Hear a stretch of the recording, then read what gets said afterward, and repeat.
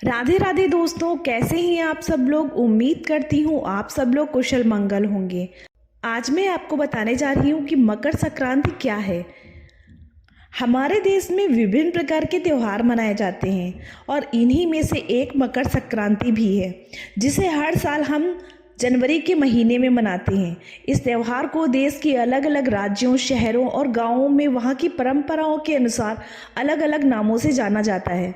जैसे कि उत्तर प्रदेश में इसे खिचड़ी कहते हैं, असम में इसे बिहू के नाम से जानते हैं, तमिलनाडु में इसे पोंगल कहते हैं, पंजाब और हरियाणा में लोहड़ी कहते हैं और आंध्र प्रदेश, केरल और कर्नाटक में इसे सिर्फ संक्रांति के नाम से जाना जाता है।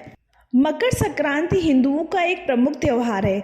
यह त्यौहार प्रतिवर्ष जनवरी माह में मनाया जाता है।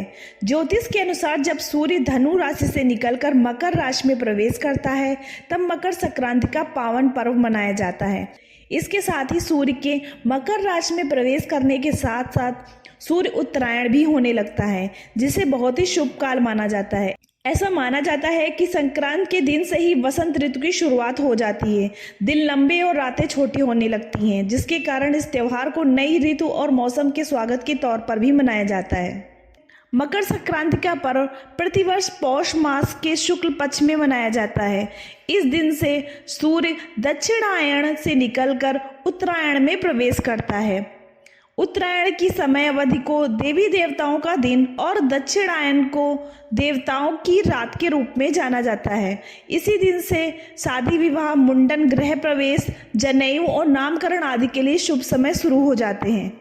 मकर संक्रांति के इस पावन पर्व का पौराणिक महत्व भी है। ऐसा बोला जाता है कि इस दिन सूर्य भगवान अपने पुत्र शनि से मिलने उनके घर जाते हैं, जो कि शनि देव मकर राशि के स्वामी हैं। इसीलिए इस त्यौहार को मकर संक्रांति के नाम से भी जाना जाता है।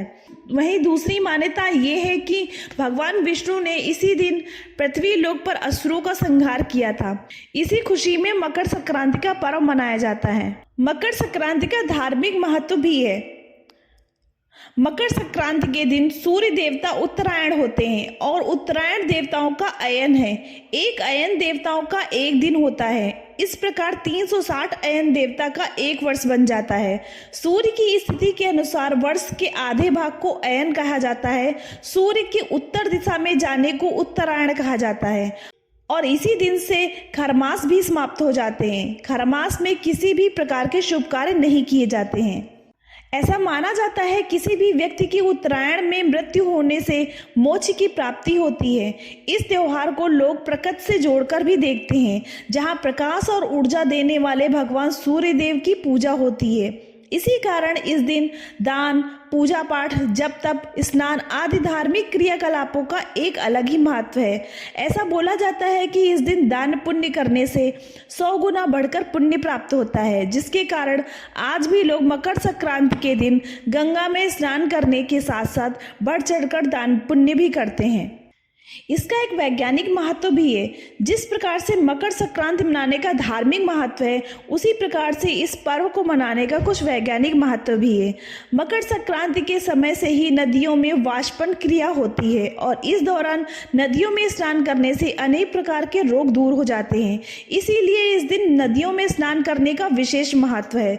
चूँकि इस समय सर्दी भी होती है और इस दिन गुड़ तिल का सेवन भी किया जाता है, जो हमारे शरीर को गर्मी प्रदान करता है, जिससे शरीर में ऊर्जा की वृद्धि होती है। इसके साथ ही इस दिन खिचड़ी का सेवन भी अनिवार्य रूप से किया जाता है। खिचड़ी खाने का वैज्ञानिक कारण है कि खिचड़ी पाचन को दुरुस्त रखती है। वहीं यदि खिचड़ी में मटर और अदरक मिलाकर खिचड़ी बनाने पर यह शरीर को रोग प्रतिरोधक क्षमता बढ़ाने के साथ साथ बैक्टीरिया से लड़ने में हमारी मदद करती है। धन्यवाद।